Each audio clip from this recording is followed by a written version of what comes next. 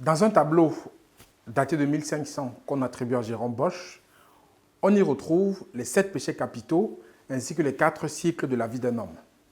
Aujourd'hui, en fait, je vais plus m'intéresser à la paresse. La paresse, en fait, qui est un péché capital qui impacte énormément notre communauté, notre continent et voire même au-delà. Dans cette vidéo, je vais vous dévoiler les 7 catégories de paresseux qu'on retrouve dans la communauté africaine, sur le continent africain et voire même au-delà.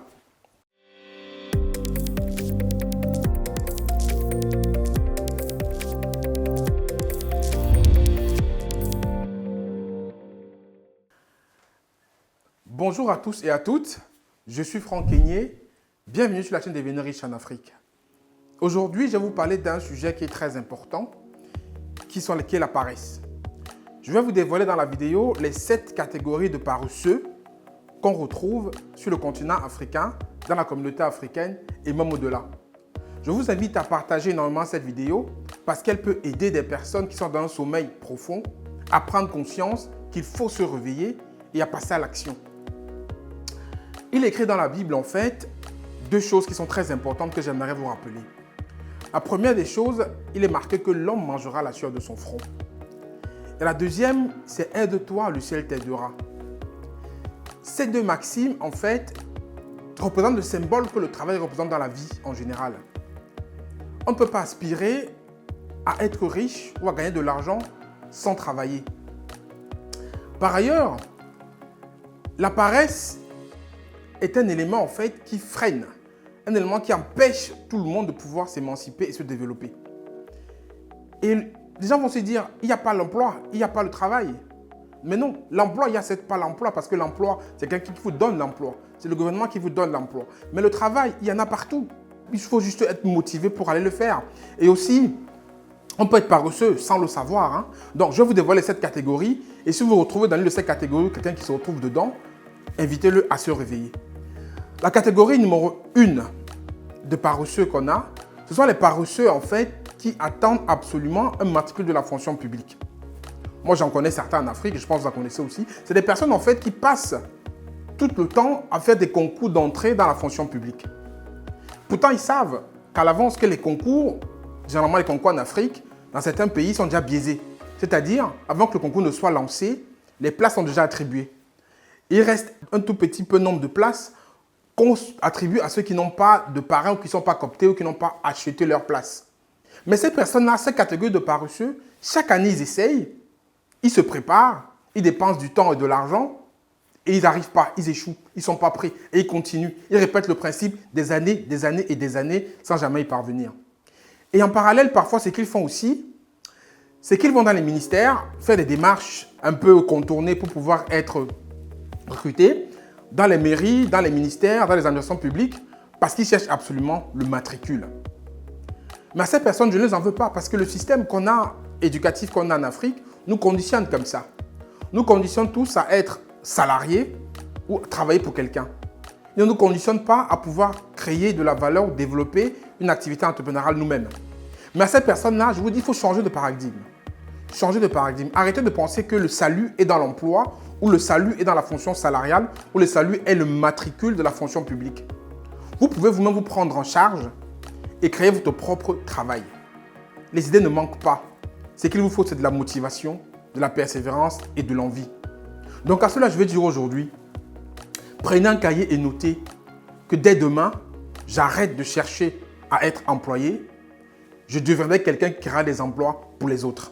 Mettez cette mentalité dans votre tête et je pense que ça vous commencera à changer de paradigme.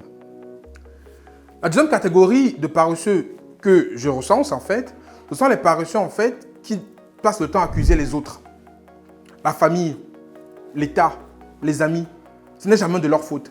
C'est-à-dire, s'ils ne trouvent pas de travail ou ne trouvent pas peut-être d'emploi s'ils le cherchent, c'est jamais de leur faute.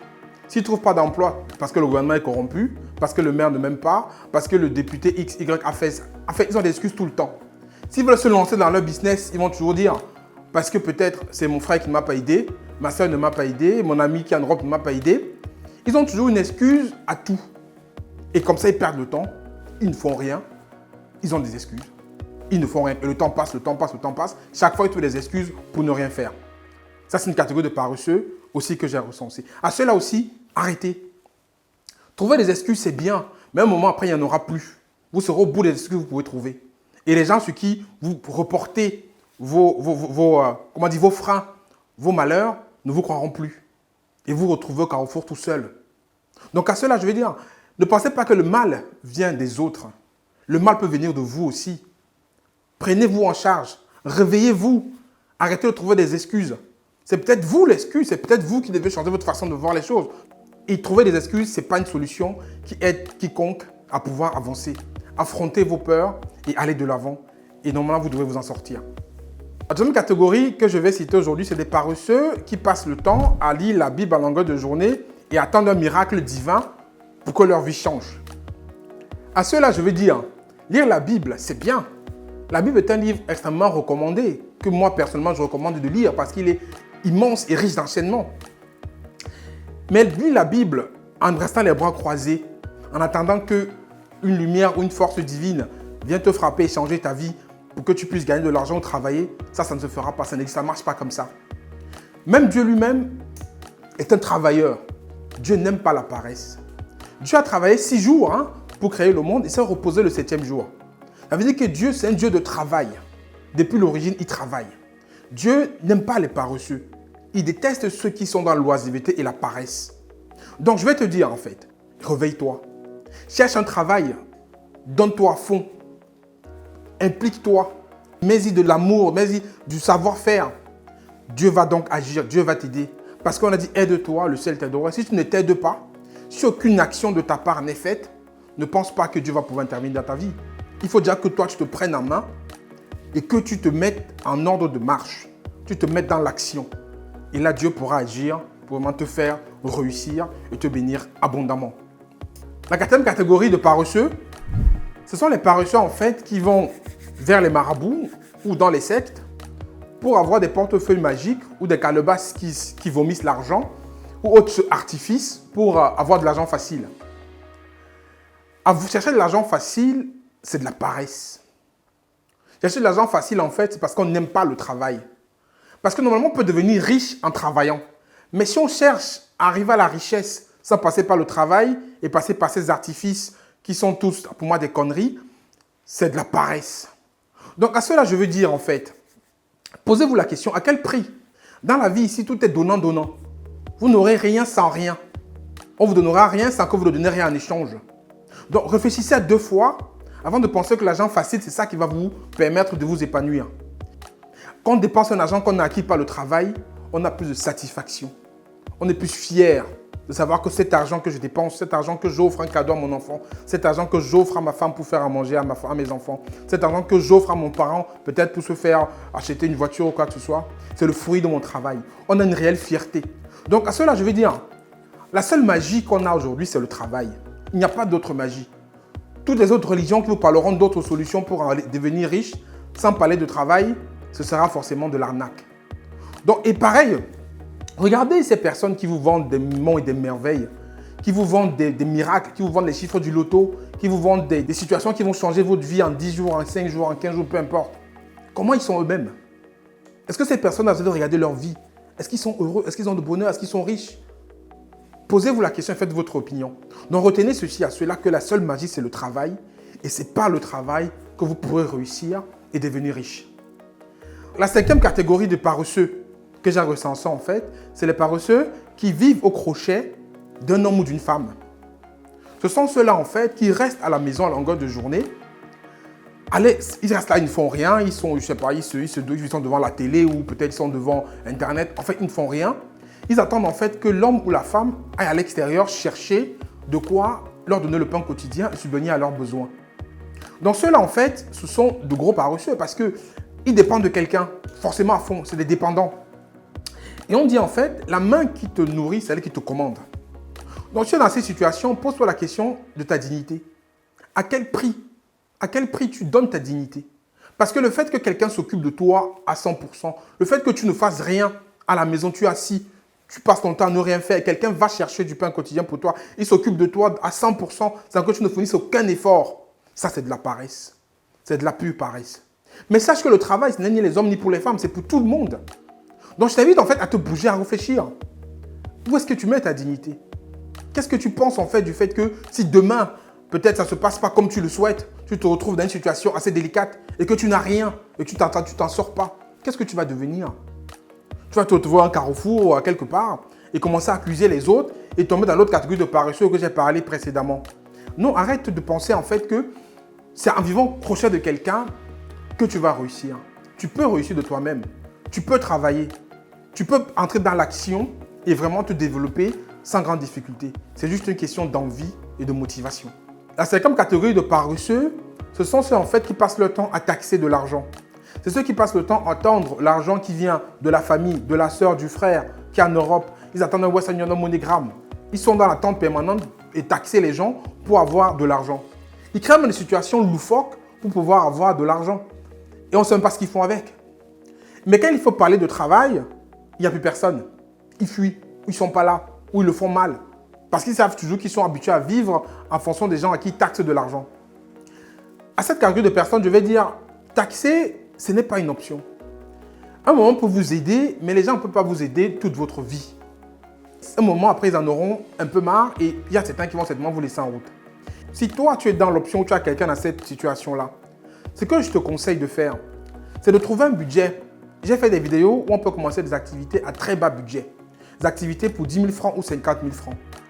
Prête cet argent à ce type de personne, mais tu lui demandes de te le rembourser. Ce n'est pas un don. Deux choses vont se passer. Soit il se mettra en mouvement, il va te rembourser l'argent que tu lui as prêté, soit tu n'entendras plus parler de lui. Moi, je te dis, essaye ça, tu verras que ça marche. On a toujours dit, apprends-moi à pêcher, ne me donne pas du poisson. Et à ces personnes-là, cet adage s'applique et je te conseille de l'appliquer à ce type de personnes si tu en connais. Et si tu es dans cette catégorie, je t'invite à réfléchir et à voir comment tu peux sortir de cette catégorie-là. Enfin, la dernière catégorie de paresseux que j'ai recensée, la septième catégorie, c'est les paresseux qui sont de grands théoriciens. C'est-à-dire, en fait, ils sont chez eux, ils ont des idées magnifiques dans leur tête. Quand vous les voyez à un coin de rue, ils vous racontent des idées qu'ils ont, ils vont faire ci, il faut faire ça, je pense qu'il faut... En fait, ils sont dans le il faut, je pense que, mais ils ne sont pas dans le ignaka, ils ne sont pas dans l'action.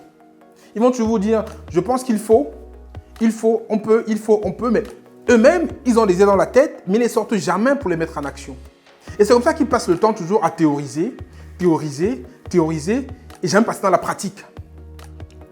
À cela, en fait, je veux dire, avoir une idée dans la tête, c'est bien. Mais une idée dans la tête qui n'est pas mise en action, elle ne sert à rien. Une idée, en fait, qui n'a pas son marché, une idée qui n'a pas été déployée, elle ne sert à rien. Même les enfants qui sont au CM2, CM1, ils ont des idées. Je ne dis pas que ça ne sert à rien, mais leur idée reste dans leur tête et ça ne donne rien du tout. Donc, ne soyez pas comme ces enfants-là. Prenez vos idées que vous avez, voyez comment ils peuvent fonctionner, passez à l'action, regardez s'il y a un marché, bougez-vous. Et si vous avez du mal à pouvoir mettre ça en place, faites-vous accompagner. Il y a des coachs qui existent, il y a des formations qui existent, il y a plusieurs dispositifs qui peuvent vous accompagner pour vous inciter à passer à l'action. Donc, vous avez votre idée, vous ne savez pas comment la structurer, faites-vous accompagner ou motivez-vous de vous-même pour pouvoir la lancer. Une idée, si elle n'est pas déployée, elle vaut zéro. Nous arrivons au bout de cette catégorie de paresseux que j'ai citée. C'est des catégories en fait qui existent partout. Tout le monde en a certainement des personnes qui sont dans cette catégorie-là. Moi, je vais dire en fait, pour arriver à 1 million ou à 1 milliard, on commence par 1. On ne peut pas aspirer à gagner des millions ou des milliards sans commencer par gagner son premier centime ou son premier euro, son premier franc CFA. Il faut être dans une dynamique en fait où il faut changer votre façon de penser. Il faut changer de paradigme. Il faut se dire en fait, je peux me lancer pour rien. Je peux me lancer pour pas grand-chose. Ce dont tu as besoin, c'est de la persévérance, de la motivation, un état d'esprit de combattant, de vainqueur. Et surtout, pour certaines activités, sortir de ta zone de confort. Parce qu'il y a beaucoup de personnes dans la catégorie de paresseux 1 que j'ai cité, qui vont se morfondre dans les situations disant qu'ils ont des diplômes et qu'ils ne peuvent pas faire une activité X ou Y pour se lancer. Mais peu importe, ce qu'on vous demande, c'est de générer du cash. Donc, laissez votre fierté certains moments de côté. Sortez de votre zone de confort. Pensez objectif, pensez cash, pensez être riche, pensez gagner de l'argent. Nous sommes arrivés au terme de cette vidéo. Si vous avez aimé, je vous invite à partager au plus grand nombre pour les permettre d'en profiter. Mais avant de partir, je vous invite de faire 3 choses. 3 choses sont très importantes pour moi. Première des choses, abonnez-vous à la chaîne. Deuxième des choses, activez la cloche de notification pour ne louper aucune vidéo qu'on va publier dans la chaîne. Et troisième des choses qui est très importante, c'est de télécharger le e-book que je t'offre. C'est un e-book en fait qui est gratuit. C'est un e-book en fait qui te donne les 10 secrets des entrepreneurs qui réussissent. Il est très bien fait, il est très bien conçu. J'ai énormément de retours positifs sur ce e-book. Il va te permettre de te former à toi aussi un état d'esprit de combattant pour que tu puisses réussir dans ton projet. Donc, il est en descriptif de la vidéo, il est gratuit, tu peux le télécharger. Et tu trouveras aussi une adresse où tu peux me contacter si tu as un projet ou si tu veux qu'on avance ensemble. C'est un sujet qui te tient à cœur. C'était Franck Kenyé pour devenir riche en Afrique. À bientôt.